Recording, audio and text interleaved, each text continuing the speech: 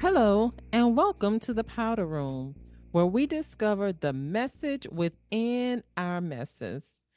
I am your host, Ivy Ashley, and I'd like to officially welcome you to our very first episode. But, y'all, in full transparency, I'm feeling a myriad of emotions right now. I mean, I'm excited, I'm nervous, but most importantly, I'm relieved. I mean, anytime you step into an unfamiliar space, it's scary. But I refuse to allow fear to make me second guess what I am called to do. So I am telling you in advance to take all mistakes for love and let's do this. But anyway, because of Valentine's Day, February is deemed the love month. So we'll be talking about love or the lack thereof all month long. More specifically, though, from the unmarried standpoint, because that is my status right now, but I am looking to upgrade at any moment. Thank you, Jesus. Yes. So, in today's episode titled Dating Delusions, we'll discuss some expectations I consider to be unrealistic requirements when choosing a partner and how they could be the catalyst that is keeping you single. So, one thing you will learn about Ivy is I love me a good definition. So, in order to level set the conversation and to make sure that we are all on the same page, I want to give you a couple definitions. So, according to Merriam Webster, the word unrealistic means not compatible with reality or fact, unreasonably idealistic. The word expectation means to look forward to the probable occurrence of something. So when I put those two words together and those definitions, this is the definition that I've come up with as it relates to unrealistic expectations in dating. And it is an unreasonable dating prerequisite based solely on the idea that one believes he or she is entitled to demand that a partner possess certain characteristics or traits that are self-serving in nature. Let me read that one more time for the people in the back who didn't get it the first time. So, unrealistic expectations in dating is an unreasonable dating prerequisite based solely on the idea that one believes he or she is entitled to demand that a potential partner possess certain characteristics or trait that are self-serving in nature. So when we talk about unrealistic expectations, it's totally about one individual. It does not consider both partners or the relationship in general. When it comes to dating, I will be the first to say that it is hard out here in these dating streets, especially if you are 35 and up. There's a whole other set of complications that you run into, and I'm sure that we can all exchange war stories of things that we've come into contact with in dating. But as it relates to our topic today, how do we create these expectations in dating? Well, I believe that there are three sources that influence how we create these dating expectations. And they are cultural influences, social media and media in general influences, and also life experiences. So when I talk about cultural influences, I'm talking about the pressure to meet certain milestones at a particular time.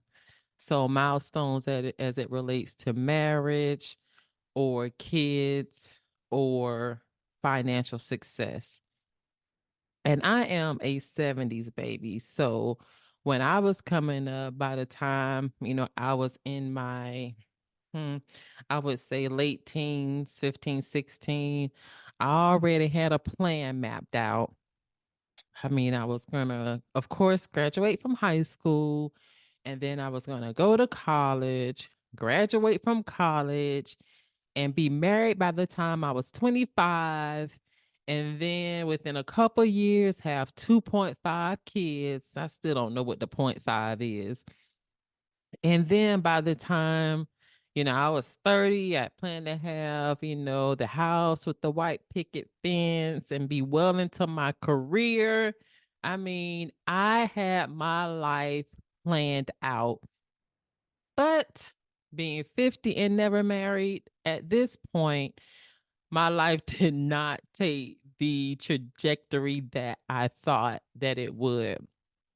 So I had a very, traditional mindset. And then even, the way that I was brought up, I mean, when I was young, I started out, playing with dolls, getting a easy bake oven, playing with a kitchen set.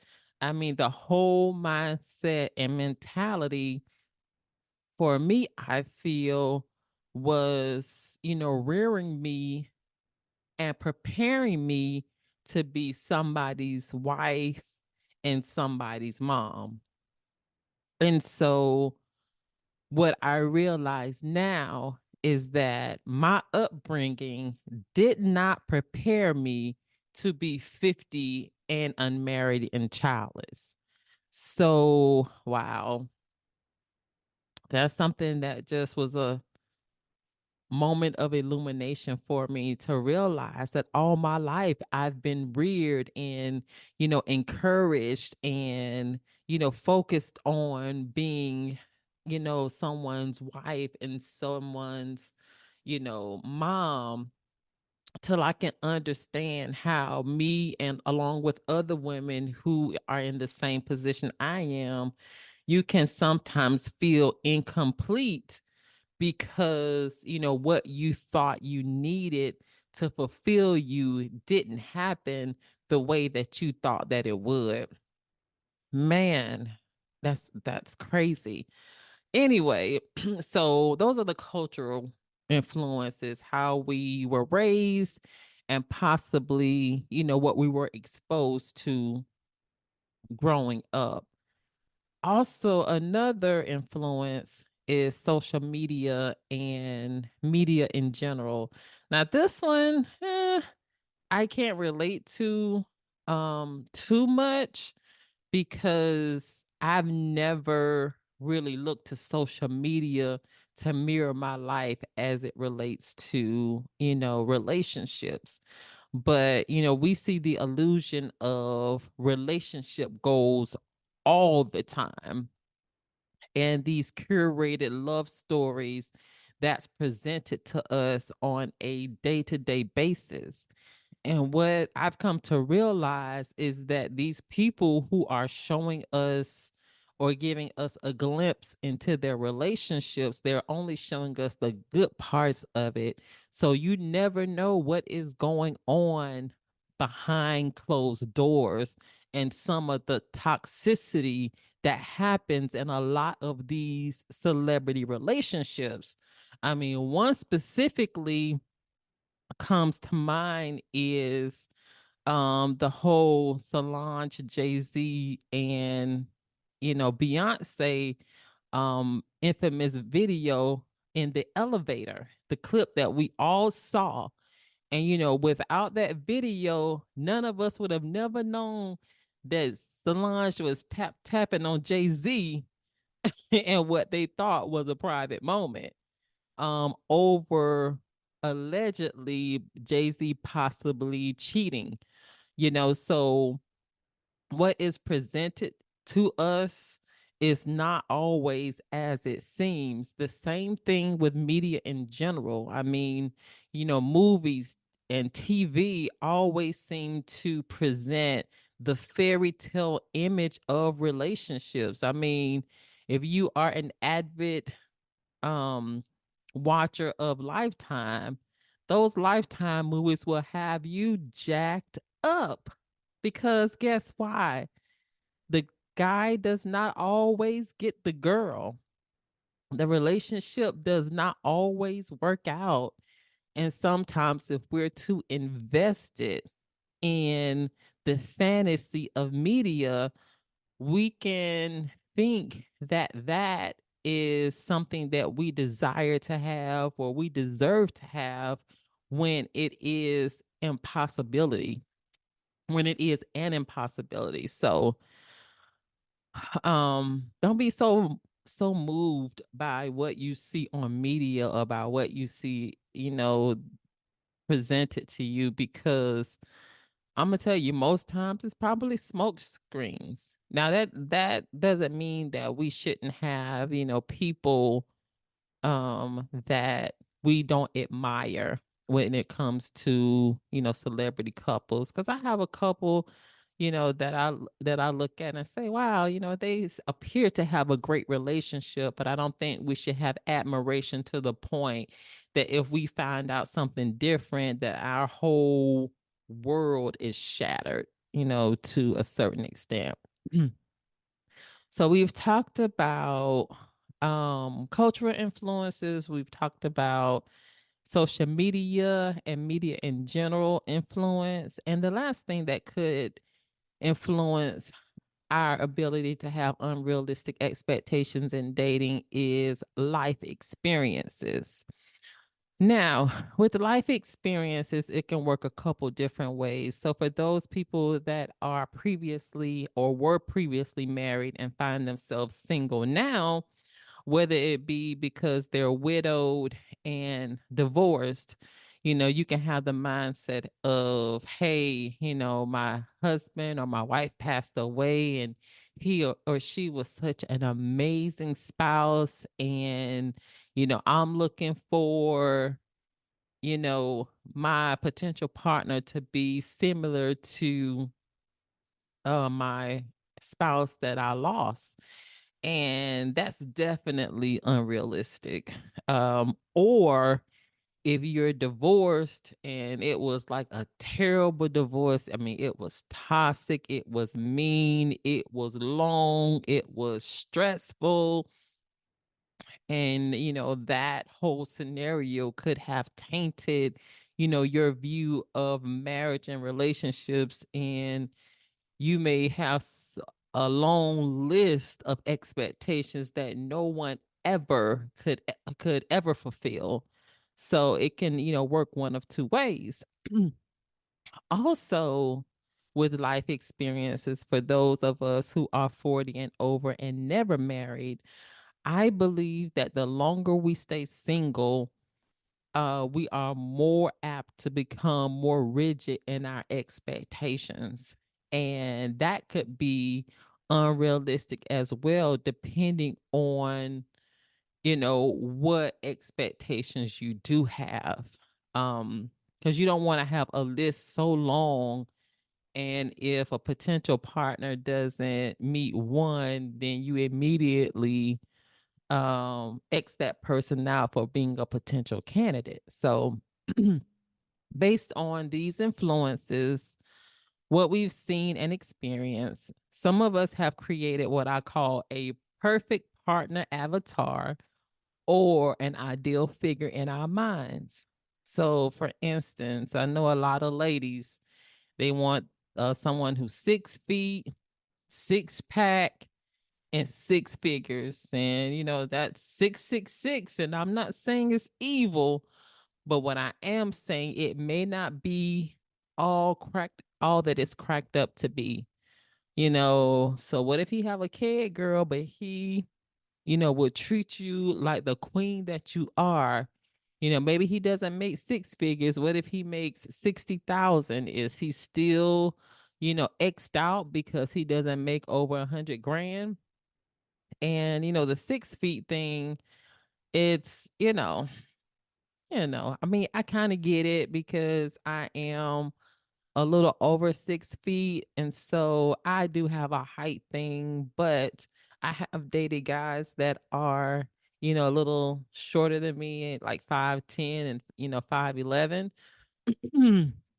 And I think even 5'9". So I feel like if he's confident enough to approach me and get me, then, I'm good with it. But listen, I'm not gonna be able to go any shorter than that because I'm not gonna look like your mama taking you to kindergarten. No, no, no, no, no. It's not going to happen. So, it's okay to have standards, but don't have standards to the point where you're missing out on something that could be amazing.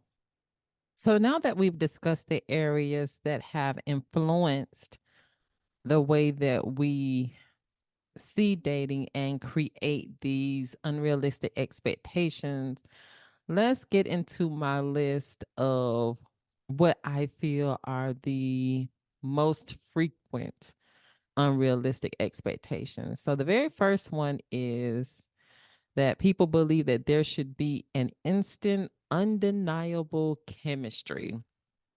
And I feel like this expectation is just so Hollywood, to expect immediate sparks rather than allowing attraction to grow.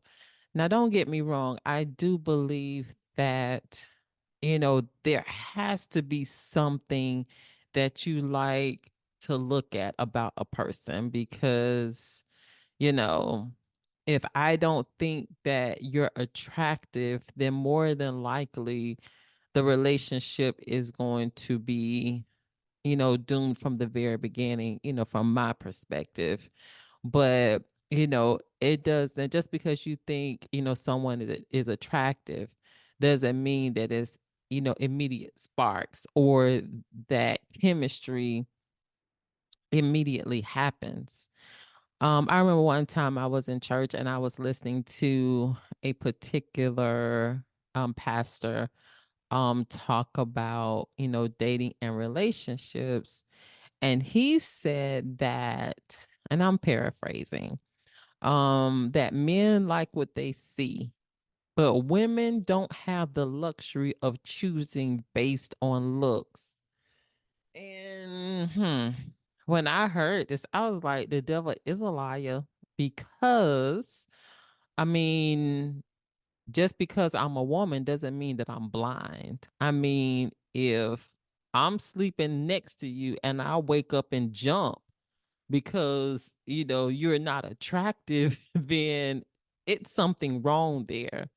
But I do 100% agree that we do have to look beyond the surface because sometimes, if we focus so much on the surface of a person and not get into their character and how they treat people and how, they live on a day-to-day basis, because that's where the treasure of a real person lies. So I'm not saying that, chemistry is bad or attraction is bad, but what I am saying is that when you talk about, the things or the attributes that are going to lead to a lasting connection, then maybe we shouldn't be so caught up um by outer appearance. Um so undeniable chemistry. That's the first one. The second one is they must be financially successful and provide a lavish lifestyle. And I guess this one is more so for the ladies because, like I alluded to earlier, everybody wants a man that makes 6 figures. But, that whole expectation is limited within itself because, first of all, only about 15% of the general population of men make 6 figures. Now, I'm talking about all men, But if you specifically about or talking about a black man, that percentage is half of that. So we're talking like 7 or 8% of black men, and then you add a age requirement, it's even a lesser percentage. And then when you talk about geographical location, there's even a lesser percentage. So the probability that a person will marry a man that makes six figures, I mean, it's possible, but more likely not. I mean, and my thing is, what is the purpose of wanting someone or wanting a man who is wealthy and can take full financial responsibility of the household and the expenses, period? I mean, what's the purpose of that? Is it because, you want to be taken care of? Is it because I don't know. I guess that's really it. You want to be taken care of. You want to be a housewife. I don't know what it is. But the more important question for me is, what happens if he loses his job? What happens if he gets hurt on the job? What happens if his company closes? Anything can happen in a moment's notice. And so if that happens and that income is gone, where would that leave the relationship? Is it over just because he lost his job? In this scenario, I believe it's very important to distinguish the difference between a woman who's a burden and a woman who is a helpmate. Because a helpmate would say, honey, even though, you said that, you want to take care of all the bills and I'm good with that, I'm not just going to do anything I want to do with my check. I'm going to put some aside, for a rainy day fund for us, so that if something ever happens, we'll have a nice little cushion, for us to live off of, and we won't be in a deficit just because you lose your job. That's what it means to be a helpmate, and not just expecting for someone to take care of you for the rest of your life. So I have absolutely no issues, if I marry someone who decides that he wants to pay all of the bills out of his income. But that doesn't mean that as a wife that I'll be able to do anything I want with my income. We are still two, and the two will become one in a marriage situation. So there will be conversations about what, we will do with, my income. And it's really not my income anyway. It will be our income. So that's just the way I feel about it. You may feel differently, and that's okay. But, I determined a long time ago, when I knew that I was ready to be married, and it's been a minute now, that I needed to stop thinking like a single person and think like a married person. Okay. So, another unrealistic expectation I believe is some people have is they should have no baggage. And you talk about something that's unrealistic, thinking that a person won't have past relationships, they won't have children, they won't have personal struggles, they won't have unhealed areas is absolutely ludicrous and unrealistic. Mm. For me, I have this routine anytime I take a trip, whether it be a road trip, whether I fly, whatever the case may be. As soon as I get home, I start unpacking my bags within like minutes, because there's just something about having a bag full of stuff tucked in the corner, taking up space that I could use for something else. So for me, the issue isn't having baggage, because, like I said, we all have stuff. The more important question is, Are you willing to unpack your baggage? Are you willing to take inventory of those trauma or toxic areas in your life and address them?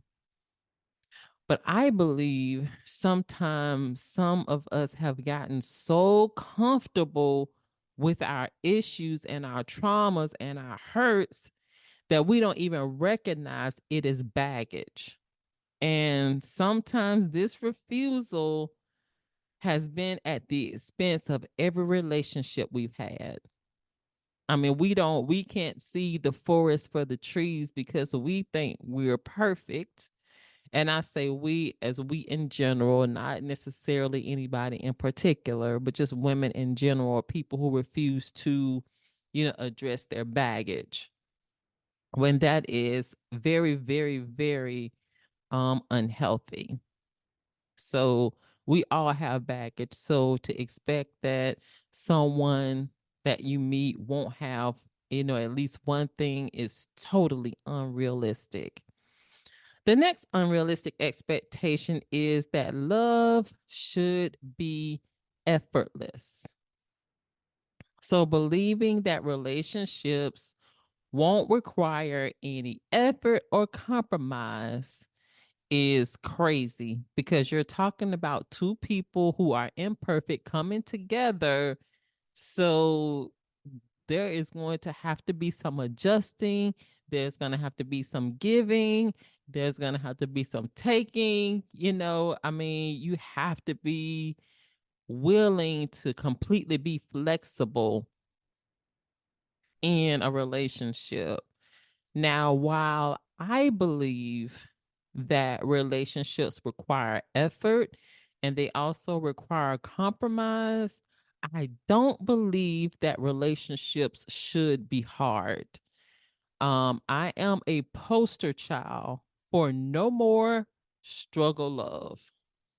And so when I use Chat GPT, and I'm actually just getting into using this tool, but I asked Chat GPT what struggle love is, and this is the definition I got. So, struggle love is a relationship dynamic where one or both parties endure excessive hardship, emotional distress, or repeated obstacles in the name of love. It often involves one person making significant sacrifices, tolerating mistreatment, or staying in unhealthy situations with the belief that suffering is a necessary part of love. And again, I say the devil is a total liar because there is no way that I'm going to keep going through with you and being mistreated all for the sake of love. No, ma'am, and no, sir. Um, I have a guilty pleasure, and some people may be surprised by this, but one of my guilty pleasures is watching mindless TV, what I call mindless TV. And one of the shows that I like to watch is that freaking Love and Hip Hop Atlanta. I know, I know, I know. Don't judge me. But anyway, there is a relationship on Love and Hip Hop Atlanta that is the poster child for struggle love. And I know those of you who look at it, you know exactly who I'm talking about, and it's that darn Kurt and Rashida. So I watched, this past week's episode, and so Kurt had a child. um he cheated, and the girl ended up having a baby. And so now he's decided that he wants to seek, full custody of this child in order to give him a more stable household. No, I get it. So in a conversation he has with Rashida, he was telling her about his decision to go after full custody. And he says to her, I need you to be my ride or die and, support me in this. And, I want to give, him, the best home life and blah, blah, blah, blah.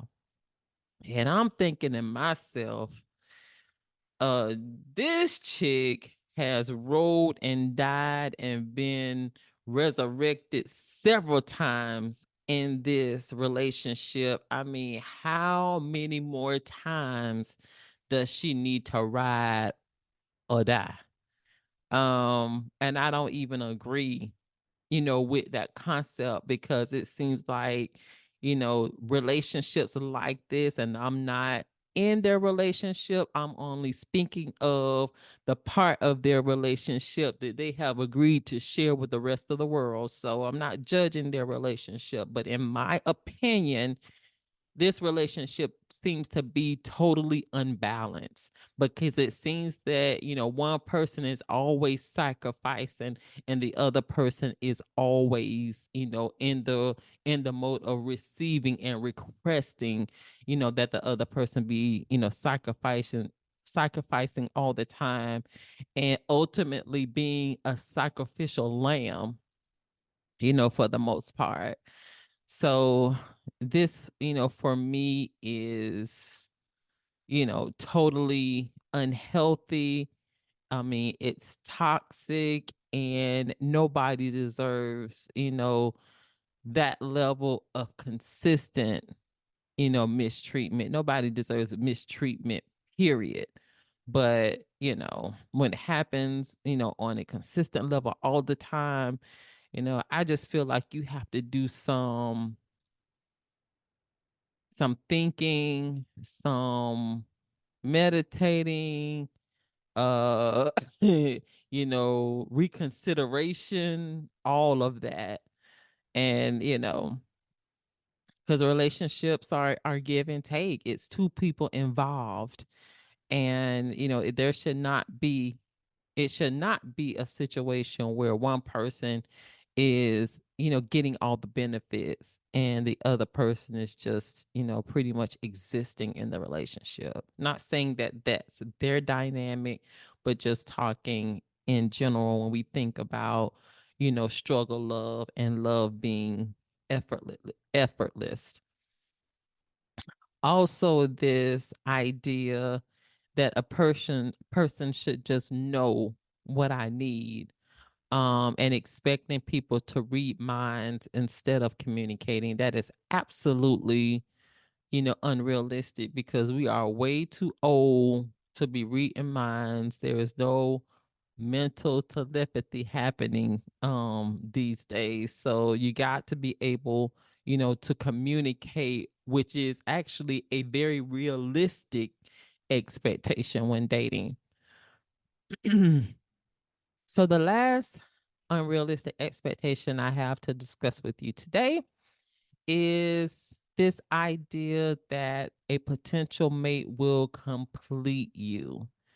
I believe that relying on a partner to fill emotional voids instead of seeking self improvement and self healing as an individual is totally unrealistic, because I am here to tell you that there is no person on earth that will be able to come into your life and complete you. The completion that you seek for the voice that you have in your life can only be fulfilled by our Lord and Savior Jesus Christ. I don't know what your belief system is, but that is mine. Also, happiness comes from within. So if you're not happy with yourself, if you haven't sought your healing, if you have not been to therapy, if you haven't at least tried to address, the traumas and the hurts and the pains from your past, There is no amount of effort, no amount of action that someone else can do for you that is going to complete you or make you happy. Trust and believe. Been there, done that. Have several t shirts to show, and it has to come from within.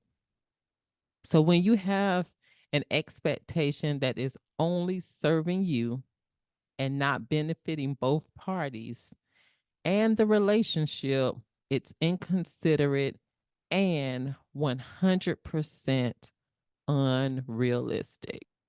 If there's even a slight possibility that some of your dating expectations are unrealistic and keeping you single, I suggest first adjusting your expectations. Take some time and self reflect and focus on self improvement.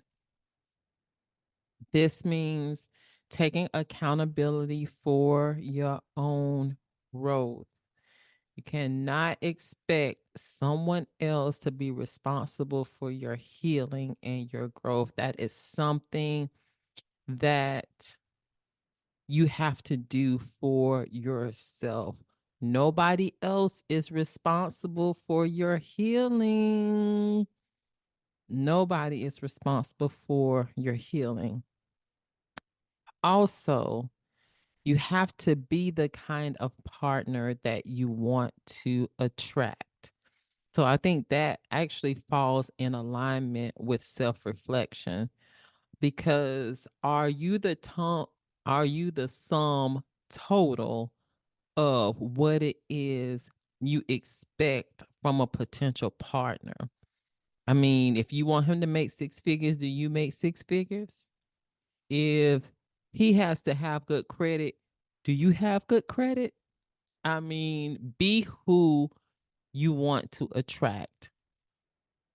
In addition to adjusting your expectations and focusing on self reflection and self improvement, we also have to shift from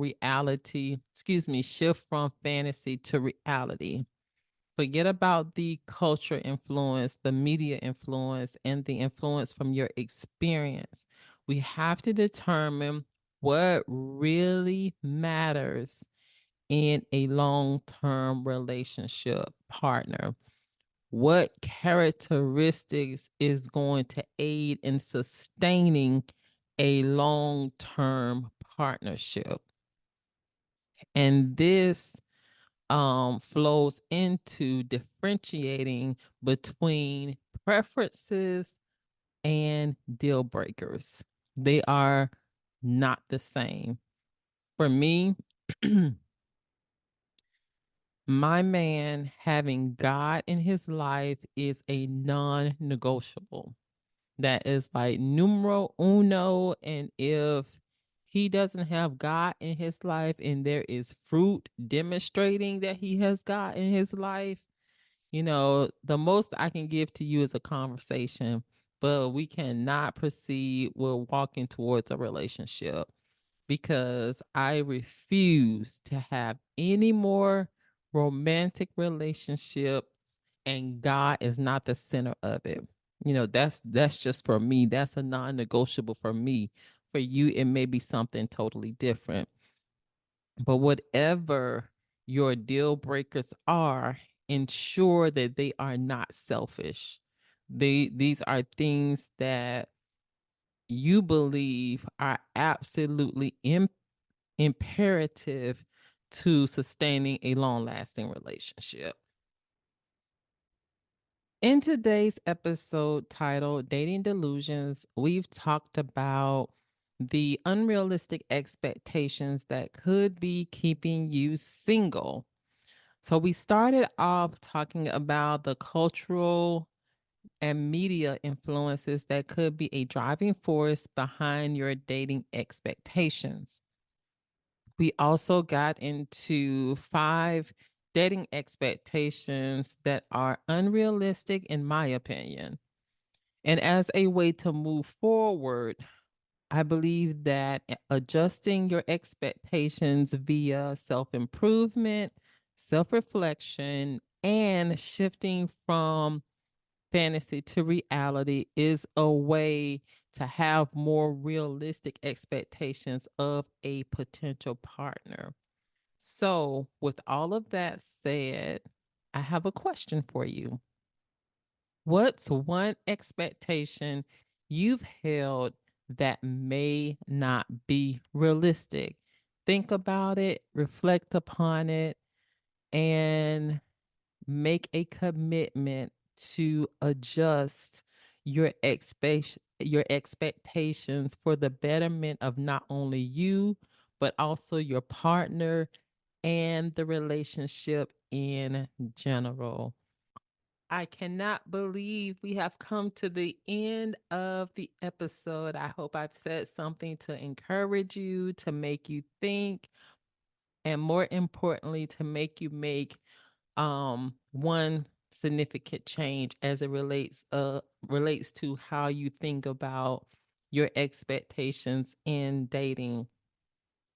I want to hear from you. Please give me feedback, share your stories, ask me questions, give me your suggestions on future topics. I can be reached on Instagram at the only Ivy Ashley. And also you can email me at consultiva@gmail.com. That is consultivya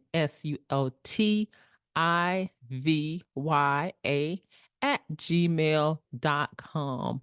Please make sure you tune in next week where our topic will be the P in the dating pool.